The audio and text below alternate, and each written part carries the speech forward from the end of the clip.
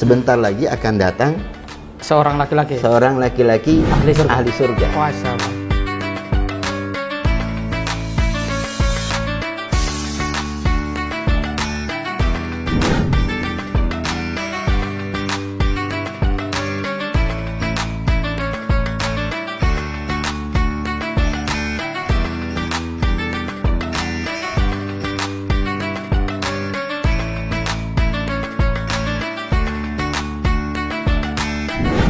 Assalamualaikum warahmatullahi wabarakatuh. Pemirsa BMA TV dimanapun berada, alhamdulillah di Ramadan kali ini semoga Allah Subhanahu wa Ta'ala senantiasa memberikan kekuatan iman dan Islam, kita menjadi orang-orang yang lurus di dalam menegakkan agama dengan cara terus peduli dan berbagi. Pada kesempatan kali ini kita akan melakukan tadabbur harian Ramadan bersama dengan Ustadz Lalu Mabrul sebagai Ketua Yayasan Pesantren Hidayatullah Kota Depok, Jawa Barat. Assalamualaikum Ustadz Lalu. Waalaikumsalam warahmatullahi wabarakatuh. Beliau, alhamdulillah, Ustadz Lalu ini selalu tersenyum dan semakin dalam seperti renungannya terhadap Al-Quran ini. Oke Ustadz, apa yang menjadi pilihan Ustadz atau ayat yang keberapa dari surat apa untuk hari ini? Masya Allah. Bismillahirrahmanirrahim. Assalamualaikum warahmatullahi wabarakatuh. Alhamdulillahillazi anzala sakinata fi qulubil mu'minin liyazdadu imanan ma'a imanihim. Asyhadu an la ilaha illallah wahdahu wa asyhadu anna Muhammadan abduhu wa rasuluhu la nabiyya ba'dah, amma ba'd. Alhamdulillah para pemirsa BMH TV dan host yang cerdas ini, Ustaz Imam. Insyaallah pada kesempatan hari ini kita akan coba mentadaburi surat Al-Hasyr, ya, ayat yang ke-9, insyaallah. Jadi kalau mau ditadaburi, Masya Allah, semua Al-Quran ini menjadi inspirasi dan ilmu bagi kita. Masya Allah, menggerakkan kita terus dalam kebaikan. Ya. Silakan Ustaz. Ya. Surat Al-Hasyr ayat 9, Allah Subhanahu wa Ta'ala mengatakan wallazina tabawwa'u ad-dara wal imana min qablihim yuhibbuna man hajara ilaihim wa la yajiduna fi sudurihim hajatan mimma qadaita mimma utu wa yu'thiruna ala anfusihim walau kana bihim khasasah wa man yuqa shuhan nafsihi fa ulaika humul muflihun. Allah Subhanahu wa Ta'ala mengatakan di dalam surat ini tentang keimanan orang-orang muhajirin dan ansor, ya, keteguhan keimanan orang-orang ansor, di mana Allah Subhanahu wa Ta'ala mengatakan dan orang-orang yang telah menempati kota Madinah dan telah beriman, yaitu adalah kaum Ansor. Di kaum Ansar ini sebelum Rasulullah SAW hijrah ke Madinah itu sudah beriman duluan. Oh, Masya Allah, ya. Ada Mus'ab kemarin Ustaz ya. Asbab Mus'ab bin Umair. Ya, jadi sebelum Rasulullah hijrah, jadi Mus'ab itu yang mengajarkan lebih Islam, dulu memberikan pencerahan. Ya, sebelum kedatangan mereka yaitu kaum muhajirin. Atau mereka Ansor mencintai orang-orang muhajirin atau orang yang berhijrah kepada mereka, dan mereka Ansor tiada menaruh keinginan dalam hati mereka terhadap apa-apa yang diberikan kepada mereka atau orang-orang muhajirin itu, dan mereka mengutamakan orang-orang muhajirin atas diri mereka sendiri sekalipun mereka dalam kesusahan. Dan siapa yang dipelihara dari kekikiran dari dirinya, mereka itulah orang-orang yang beruntung. Nah, itu Ustaz. Jadi dalam ayat ini saya ingin sedikit memberikan dua poin inti yang mungkin menjadi pokok kita. Ayat Allah Subhanahu wa Ta'ala yang mengatakan wala yajiduna fi qulubihim hajatan mimma utu. Kemudian yang kedua adalah wa yu'thiruna ala anfusihim. mendahulukan mereka. Kisah Muhajir dan Ansor ini memang Masya Allah bagaimana Rasulullah SAW mempersaudarakan mereka. Bahkan ketika kaum Muhajirin ini datang, mereka menawarkan harta-harta mereka, dan bahkan kemudian sampai dalam kisahnya itu ada yang menceraikan istrinya untuk siap dinikahkan oleh Muhajir. Ya, Muhajirin. Sedemikian kuat Rasulullah SAW memberikan pengaruh mu'akhohnya persaudaraan itu. Bahkan di antara juga sebab nuzulnya ayat ini kan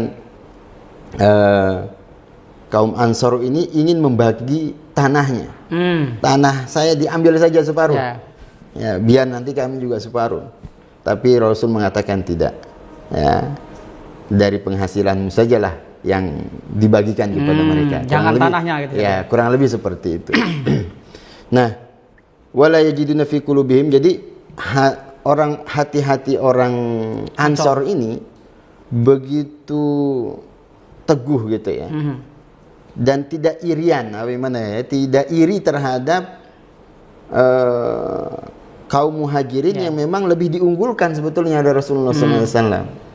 Ya, mereka tidak iri, lebih diutamakan seperti itu orang-orang Muhajirin. Nah, ada sebetulnya kasus yang menarik dalam wala yajiduna fi qulubihim ini, nanti bisa dibuka sejarahnya, ada di tafsir Ibnu Katsir. Cukup panjang ayatnya, hadisnya mungkin saya sedikit intinya ya menyampaikan. Jadi Rasul mengatakan ketika duduk bersama para sahabatnya itu, ini hadis dari cerita ini dari Anas ya. Kunna julusan ma Rasulillah sallallahu alaihi wasallam. Jadi waktu itu kita duduk bersama Rasulullah sallallahu alaihi wasallam. Nah, ketika duduk itu apa kata beliau? Yatlu alaikumul an rajulun min ahlil jannah. Sebentar lagi akan datang seorang laki-laki ahli surga. Masya Allah. Nah, dari kalangan Ansor, dari kalangan Ansor. Dan itu berulang 3 kali disampaikan oleh Rasulullah SAW. Besoknya lagi pada duduk-duduk, kemudian Nabi juga kemudian mengatakan kembali, yatlu alaikum al-ana rajulun min ahlil jannah. Hari berikutnya juga demikian. Nah, kebetulan pernyataan itu didengar oleh Abdullah bin Amr. Ya. Muhajirin bro? Atau Muhajirin. Muhajirin ya? Ya, oke. Nah, didengar. Afwan, saya tidak persis apakah itu Muhajirin, tapi yang sahabat yang disebut ahli surga itu adalah Ansor itu. Ya, betul. Nah. Yang penasaran Amru. Ya. Abdullah bin Amr. Abdullah bin Amr, oke. Abdullah bin Amr. Dia penasaran. Lalu dia mengikutilah laki-laki itu. Melakukan riset saja. Melakukan riset. Survei. Bertamu. Ya. Dengan mengatakan, wahai fulan, izinkan saya bertamu di sini. Saya sedang terjadi konflik dengan orang tua saya. Saya berjanji tidak akan pulang lah selama 3 hari begitu. Apakah saya bisa menginap di tempat saudara gitu? Oh, silahkan, diizinkan lah menginap di tempat itu. Nah, beliau memang tadi saat meriset apa sih yang menyebabkan fulan Ansor ini kok disebut penduduk surga, ahlul jannah. Yatlu alaikumul an min ahlil jannah. Sebentar lagi akan tiba. Penasaran. Jadi itulah mungkin sifat para sahabat itu, kalau melihat ada statement Nabi yang menggembirakan, maka dia ingin juga bagian dari mereka. Menginap selama 3 hari. Pada kesimpulannya dia mengatakan tidak ada amalan yang istimewa. Normal ya. Standar sekali. Qiyamul lailnya pun juga biasa. Bahkan kemudian beliau mengatakan itu tidak qiyamul lail. Tapi dalam berbaringnya itu, ketika bangkit dalam perbaringan itu senantiasa berzikir, menyampaikan Allahu Akbar. Nah, itu yang selebihnya memang adalah perkataan-perkataan yang baik gitu ya dalam keluarga itu. Sampai dia terbersih dalam hatinya, ini biasa aja. Saya kan bisa lebih daripada ini, tapi kenapa kok ini ada di surga? Akhirnya dia menyampaikan Maksud dan apa tujuan. namanya, dia pamit lah ceritanya. Iya. Sebelum pamit dia menyampaikan maksud dan tujuan. Sebetulnya saya kemari itu penasaran. Nabi menyampaikan bahwa kamu itu adalah ahli surga. Makanya saya sengaja bertamu. Tidak ada sebetulnya permasalahan dengan keluarga. Aman lah gitu ya. Karena sudah saya melihat ya saya pamit. Nah, ketika ingin beranjak dari apa namanya, Mulai meninggalkan rumah ya. meninggalkan rumah dipanggil. Kata beliau, saya tidak tahu ya amalan apa yang persis kemudian seperti itu. Tapi yang dirasakan oleh beliau itu, dia tidak pernah iri terhadap kelebihan yang diberikan oleh Allah kepada saudaranya. Ya, demikian juga apakah itu berupa rezeki dan seterusnya itu. Jadi dia lapang dada. Nah, kata beliau, inilah yang menyebabkan engkau menjadi ahli surga. Kata Abdullah bin Amr tadi. Inilah yang menyebabkan kau masuk surga. Nah, masya Allah ya. Ini poin yang pertama, Ustaz. Jadi berlapang dada itu, dan statement yang terakhir beliau, ini yang menyebabkan kau masuk surga, dan ini adalah sangat sulit untuk dapat dilakukan oleh orang. Jadi ada poinnya juga, lapang dada, tapi pekerjaannya adalah nggak gampang, kira-kira begitu. Amalan hati itulah yang menyebabkan engkau dijamin masuk surga. Lalu kemudian yang kedua, Ustaz, adalah wa yu'siruna ala anfusihim walau kana bihim khasasah. Orang-orang Ansor ini mendahulukan orang lain atau muhajirin sekalipun dia itu betul-betul membutuhkan. Nah, juga ada kisahnya ini. Jadi di dalam tafsir itu juga diceritakan, ada salah seorang yang datang kepada Rasulullah SAW mengeluh tentang kondisi ekonominya yang sangat sulit, dan dia juga sedang sangat kelaparan. Waktu itu berduduk dengan para sahabat-sahabat yang lain, lalu kemudian Nabi mengutus, tolong ada yang ke rumah, tanya ke istri-istri beliau apakah ada yang perbekalan yang bisa diberikan gitu ya, atau bisa dimakan. Ternyata nggak ada. Nggak ada. Nah, lalu ada dari salah seorang ini yang siap, saya bisa menjamu pulang ke rumah gitu ya. Akhirnya dibawa pulang ke rumah, sampai ke rumahnya disampaikan ke istrinya, wah istriku, ada tamunya Nabi nih, yang perlu kita jamu, perlu kita jamu. Beliau mengatakan istrinya, tidak ada makanan di rumah kecuali untuk anak kita. Lalu dibilang, sahabat ini menyampaikan, namanya Abu Talha. Abu Talha ini sampaikan, silahkan anak kita ditidurkan, lalu kemudian nanti makanan ini kita sediakan untuk tamu kita saja.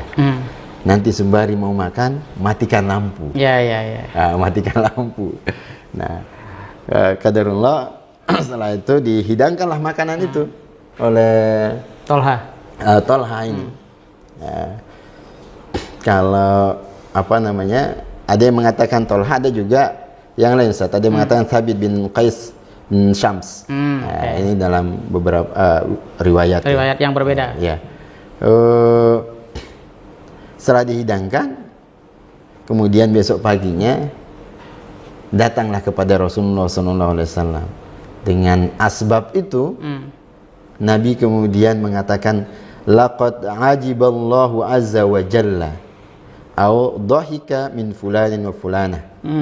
Jadi Allah Subhanahu wa taala sungguh merasa kagum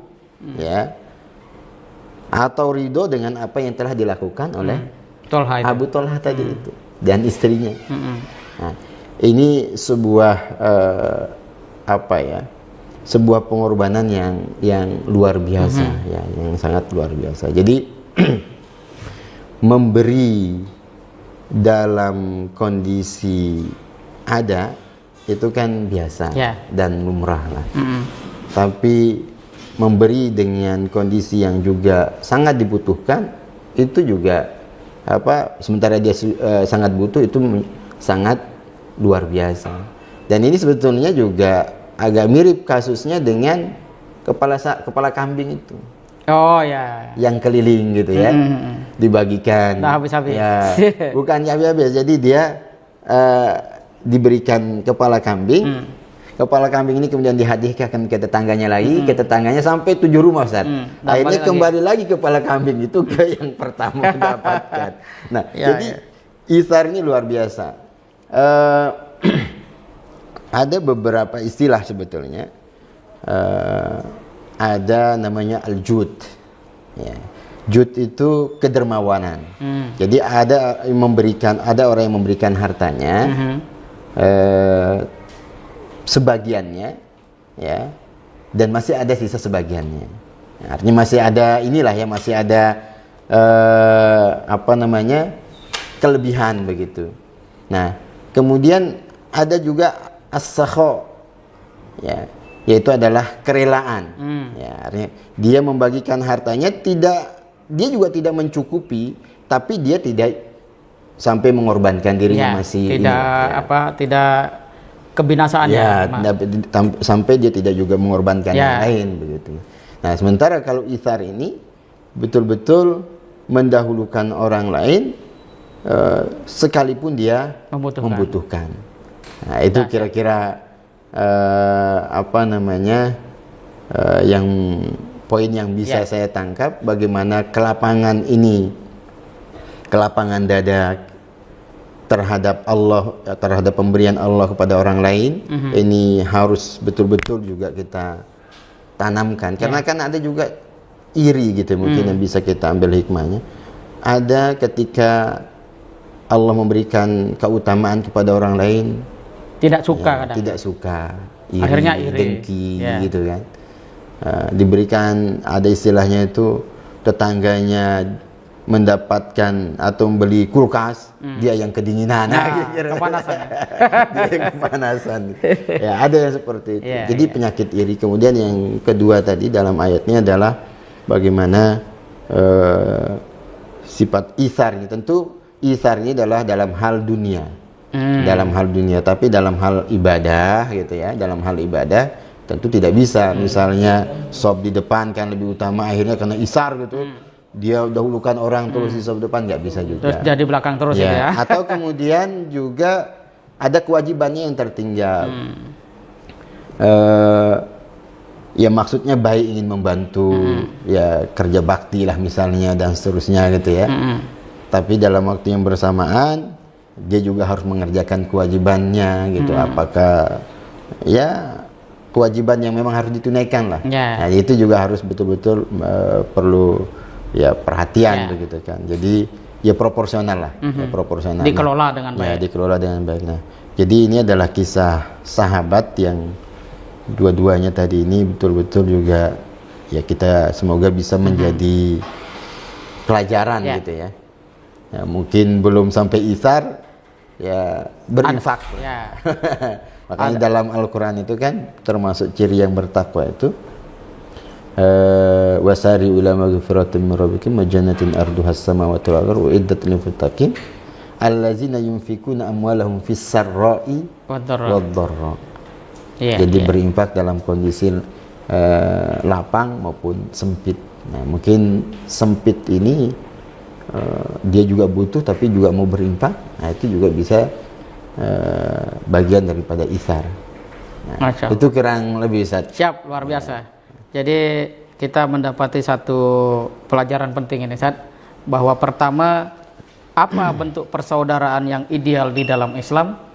Ikutilah atau perhatikanlah sejarah antara kaum Muhajirin dan kaum Ansor. Idealnya persaudaraan kaum Muhajirin dan kaum Ansor itulah yang menjadi semangat kita dengan saudara kita, dalam pengertian saudara kandung gitu ya. Termasuk saudara seiman. Kalau itu yang terjadi, oh masya Allah, perpecahan di antara persaudaraan itu tidak akan pernah terjadi. Sebagaimana itu tidak pernah terjadi pada masa sahabat Rasulullah SAW dari Ansor dan Muhajirin. Dan itu contoh bahwa pernah ada di dalam kehidupan dunia ini ketika Rasulullah hadir, bernafas, memberikan dakwah, ada orang-orang yang hidupnya, haluannya, atmosfernya adalah tentang bagaimana iman yang tegak. Bukan persoalan saya dapat apa, tapi bagaimana iman saya sehat dan memberi manfaat. Ini satu contoh luar biasa dan tadabbur yang sangat mendalam. Langsung dengan kisah daripada sahabat Rasulullah. Yang kedua, bahwa dalam hidup ini kita harus mengerti semuanya adalah karunia Allah. Kalau Allah memberikan saudara kita, tetangga kita, teman kita sebuah kelebihan dalam bentuk apapun, tugas kita adalah mengetahui bahwa itu karena Allah. Ya mungkin bisa dicek secara empirik, mungkin dia punya kinerja moral yang bagus, punya kinerja intelektual yang tinggi gitu ya, ada effort yang besar. Ya secara prinsip orang yang malas tidak mungkin bertemu dengan kebahagiaan, dan itu harus menjadi pelajaran kita semua. Pada intinya persaudaraan dalam Islam adalah tugas bersama untuk kita rawat, dan bersaudara yang sesungguhnya itu adalah saling mendahulukan dalam urusan-urusan dunia. Soal memberi makan, soal memberi kebaikan, tetapi dalam soal ibadah konsep kita adalah wasari'u, bersegera, jangan mau tertinggal. Kira-kira itu. Terima kasih banyak Ustaz Lalu atas tadabburnya pada kesempatan ini. Pemirsa BMA TV, terus dukung channel yang cerdas menggerakkan ini dengan cara like, share, komen, dan subscribe. Insya Allah ketemu pada tadabbur Ramadan harian yang akan datang pada episode berikutnya. Assalamualaikum warahmatullahi wabarakatuh.